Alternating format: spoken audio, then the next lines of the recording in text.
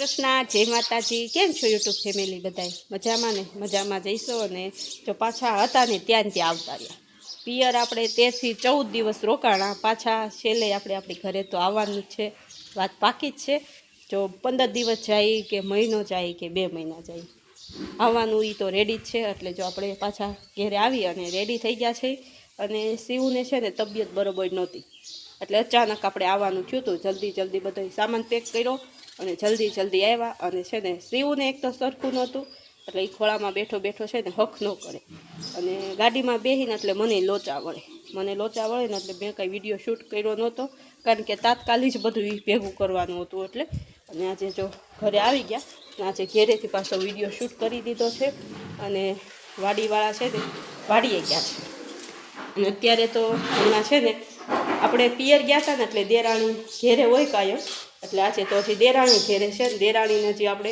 અઠવાડિયું 10 દિવસની રજા રાખવાની છે હજી તો ઘણું બધું કામ છે આમ જો આપણે હું નહોતી ને તો એને મકાઈને એવું બધું ખોલ્યું છે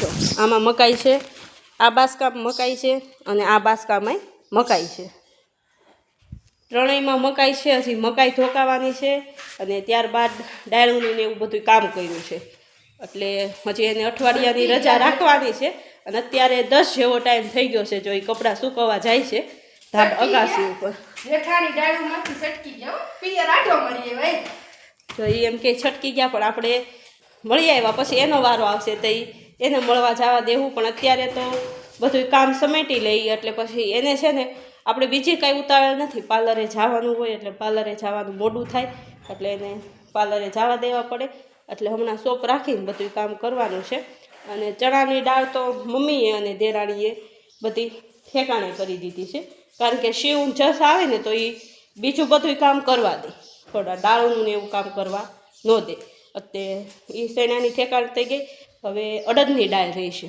અડદની દાળ આપણે ઠેકાણે કરવાની છે જો આપણે પિયર ગયા હતા ને ત્યારબાદ જો આપણે શેણાનું ઠેસર આવેલું હતું ને તો એ જો ઘેરે આવી ગયા છે પણ 2 દિવસ વરસાદ જેવું હતું ને એટલે ઢાંકી દીધું છે એટલે હમણાં તો છે ને પિયરમાં એ બહુ કામની લેતા પડી ગઈ હતી ધૂ કચરા ને એવું બધું કરી દીધું હતું અને અહીંયા હજી તો 10-12 દી હાલશે પછી હળવું કામ પડશે ને હવે 10 જેવો ટાઈમ થઈ ગયો છે ને એટલે હવે થોડીક દાળ હમી કરવાની છે દાળ હમી કરવી ત્યાં બપોરનો ટાઈમ થઈ જશે જો જેઠાણી 13 દિનો આરામ કર્યો બહુ મજા કરીને એની સજા ભોગવે જો કેમ થાય કમર દુખે દાળ વીણવા બિહાર દીધી અડદની એ તો કરવું પડે ને મેં બધી દાળું બનાવી નાખી તો તમારે વીણવી તો પડે કયું નહીં મહેનત કરું છું જલ્દી તો આટલી વીણાણી છે અડદિયા એને ભાવે અને દાળ વીણવા મને વળગાઈ દીધી છે ના હો જેઠાણી અડદિયા ખાતા જ નથી ખાલી ઊંઘે જ છે જાડી બહુ થઈ જાય સારી દેરાણી દુબળી છે વિડિયામાં આવેલું છે ને એટલે પછી એને અડદિયા વધારે ભાવે એટલે દાળ મારી પાસે હમી કરાવી દે જો આટલી દાળ આપણે હમી કરી અને આટલી હજી અંદર પડી છે ને એ આપણે હમી કરવાની આમાં જો મેં ડોળ વીણીએ કાળા ડોળ હોય ને એટલે અડદિયા કાળા ન થાય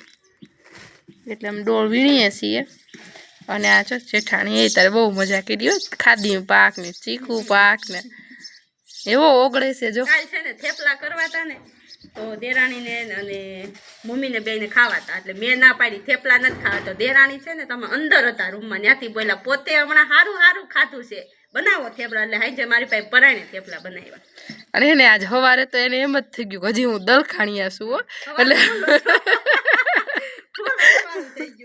એનું તો દેરાણી સાડા પાસે વાસણ લેતા હતા ને તો એ નીંદર ઉડી હતી પછી હર્ષિ લીડિંગ કરતો હતો ને એટલે એ હોઈ ગયો ભેગી હું હોઈ ગઈ મેં બિંદાસ લે યાર એને તો હજી એવું જ હતું કે હું હજી દલખાણીયા નંદર જ છું 13 દિવસ એટલું આરામ કર્યો હોય તો એટલો તો પછી પરિભાવ આવે કે ન આવે હા જો મેં દાળ હમી કરી નાખીને ત્યાં તો હમણાં રોટલી કરવા જવાનો ટાઈમ થાય જો મેં એટલી દાળ ચોખ્ખી કરી નાખી થાળીમાં પડી એટલી ચોખ્ખી કરી નાખી એને જો એટલી ચોખ્ખી કરી ભલે હાથા ગોલ્યો તો બતાવો જો કાલ છે ને અચાનક આવીને ત્યાં તો એને બધું કામ મારી પાસે કરાવી લીધું તો કરવું તો પડે ને મેં બધી દાળ કરી નાખી હે તો એને થોડુંક સાફ સફાઈ તો કરવી પડે ને કેવો હાલ આવે છે જો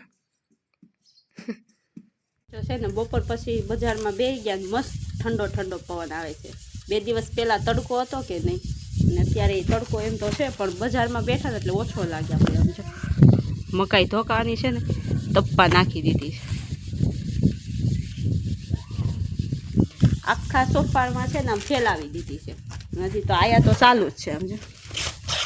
દેરાણી ઉઠીને મોઢું ધોયા વિનાના બેહી ગયા અને બાય હમું ઢોર પાય એવી નીંદ નાખી એવી કેમ ધોયા વગર ખાધું હા મેં તો ખાવાનું ખજૂરની પેચી ખાઈ લીધી હા મેં તો ખાવાનું ભૂલાઈ ગયું નથી ને. તો મમ્મી છે ને કંઈક મસાલો સારે છે. હું સારો છો બા તો શું કહેવાય હુવા દાણા. સરસ જો હુવા દાણા સાફ કરે છે. આમ જો કેમ રમવાની ચીજ હોય અને કેમ ટાઈમ પાસ કરવાનો કેમ ટાઈમ પાસ કરવાનો હોય એમ ડોડા ફોલતા જાય છે ને રમેજ કરતા જાય છે. જો આટલા ડોડા ફોલાવાઈ જાય ને આ ઢગલો પૂરો થઈ જાય ને એટલે ઓલો ઢગલો તમને બતાવ્યો ને ધોકાવાનો છે આપણે. અને બાને જો એના એ હુવા દાણા સાફ કરી નાખવાના છે અને ત્યારબાદ ઘણું કામ છે એ કામ કરવાનું છે. જો મસ્ત છે ને હુવા દાણા મોટા મોટા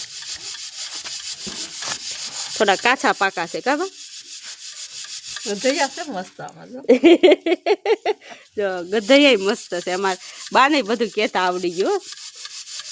તો હજી તો આને હજી એકવાર સાફ કરવા જોઈએ ને કે થઈ ગયા સાફ. હજી સાફ કરવા જોઈએ નાકા છે છોડવા જોઈએ. હાલો બા એનું મિશન સંભાળી લીધું છે.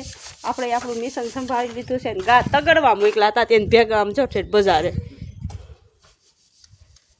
આપણે છે ને જો ઘઉંમાં જાળી મારવાની સરસ. જો આમાં અહીંયા કટકી અને ઝીણા ઘઉં બે છે ને એક બાજુ નીકળી જાય અને અહીંયા જો મોટા ઘઉં બધા એક લઠ્ઠા ઘઉં.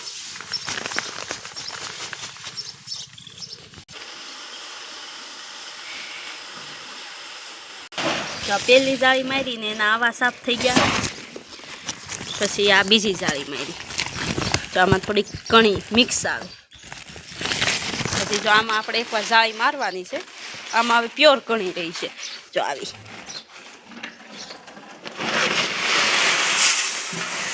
6 જેવો ટાઈમ થઈ ગયો છે અને હું જો મસ્ત લૂણીની ભાજી અને તાંજળિયાની ભાજી બે લઈને બેસી ગઈ છું. અને 2 દી પહેલાં વરસાદ હતો ને તો ગારો બહુ છે જો.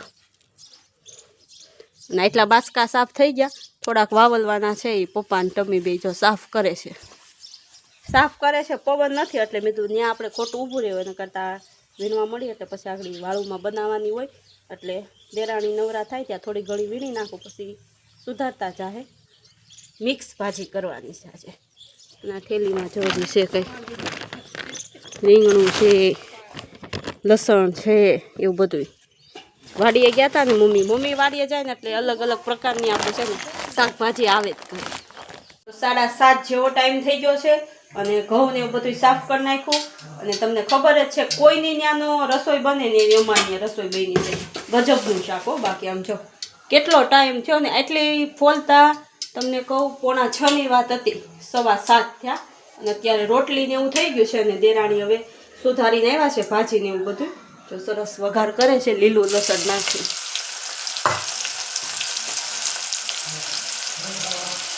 લસણ છે ને પકડાવાનું.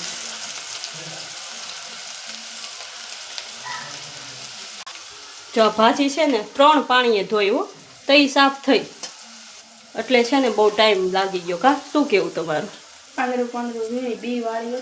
એટલે ધ્યાન રાખીને બધું.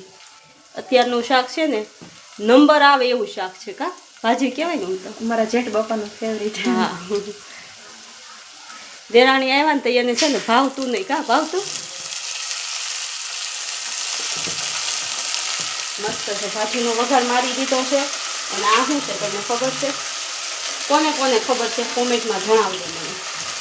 એટલે તો હું તમને કહું છું કે અમારી ત્યાં છે ને અજબ ગજબનું બધું અલગ અલગ મળે. કારણ કે મમ્મી વાડીએ જાય ને એટલે શું પ્રકારનું શું આવે ને એનું નક્કી જ ન હોય. અલગ અલગ બધું આવે. કઈ વસ્તુ કોઈને કંઈક તો જોઈએ ને. એમાં દેરાણી તો અહીંયા આવીને છે ને અલગ અલગ વસ્તુ કન્ફ્યુઝ થઈ જતા. કા થઈ જતા ને એમ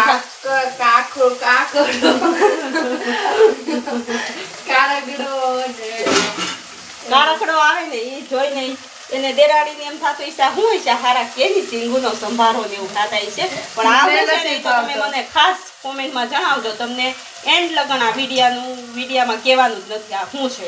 અને મસ્ત જો ખીચડી તૈયાર થઈ ગઈ છે અને સેવ માટે આપણે આમાં આયા થાળી છે.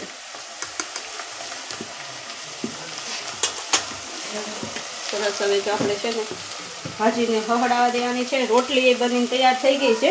અને આ શીંગું હે જો હવે ભાજી અને આ શીંગું આપણે કટિંગ થાય છે. એરો બાપાની સંભાળ હેરું બાપા જે ઓલું હાપોલિયું ન હોય એવું. દેરાણી તો જોઈને કન્ફ્યુઝ હું, પણ એની આરે છે ને રમત કરવા મળ્યા. હવે આ બધી હાઈની વાળુની રસોઈ બને ને ત્યાં લગન આપણે હવે થોડું ઘણું બીજું કામ હોય કામ કરી નાખી. અને હમણાં તો અલગ અલગ જ બધું કામ કરવાનું છે ને, એટલે અલગ અલગ જ વ્લોગ આવશે. એટલે ડેઈલી જોવાનું ચૂકતા નહીં. અને હવે આપણી આગલી મુલાકાત આવતીકાલે થશે. ત્યાં લગન મારા વિડીયોને લાઈક કરજો, શેર કરજો અને સબસ્ક્રાઈબ કરજો. જય શ્રી કૃષ્ણ.